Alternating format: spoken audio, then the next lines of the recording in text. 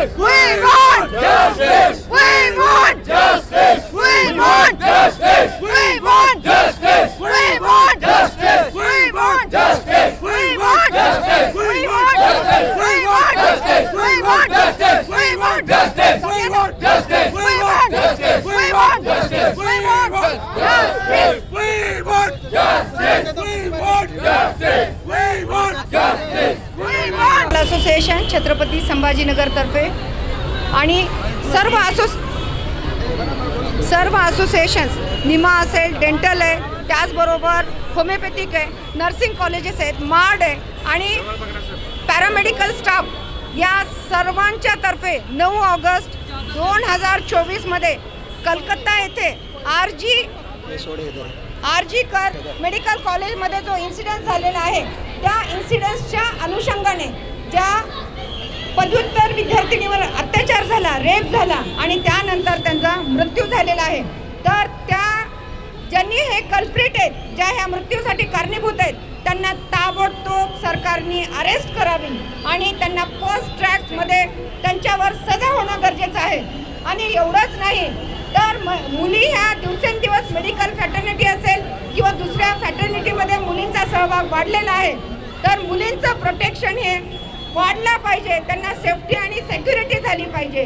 आणि डॉक्टरांच्यावर जे अत्याचार होत आहेत किंवा व्हायलेन्स अगेन्स्ट डॉक्टर्स हा जो लॉ आहे तो जास्तीत जास्त कसा डायल्यूट करता येईल ते केलं पाहिजे।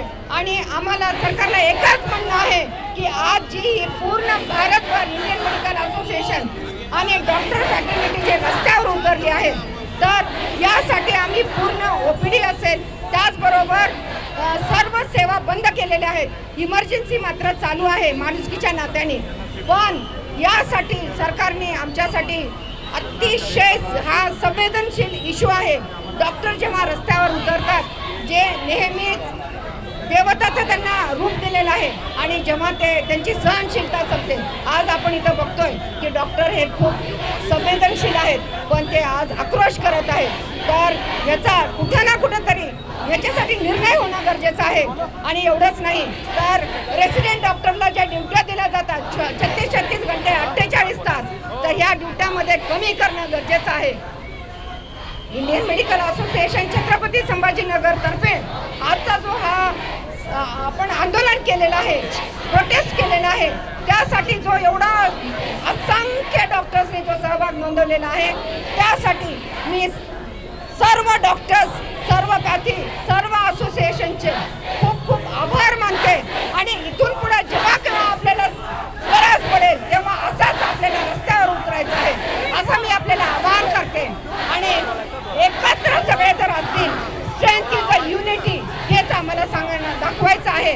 बाकीचे लोकच नाही तर डॉक्टर सुद्धा रस्त्यावर उतरू शकतात, हे आज आम्ही दाखवून दिलेलं आहे।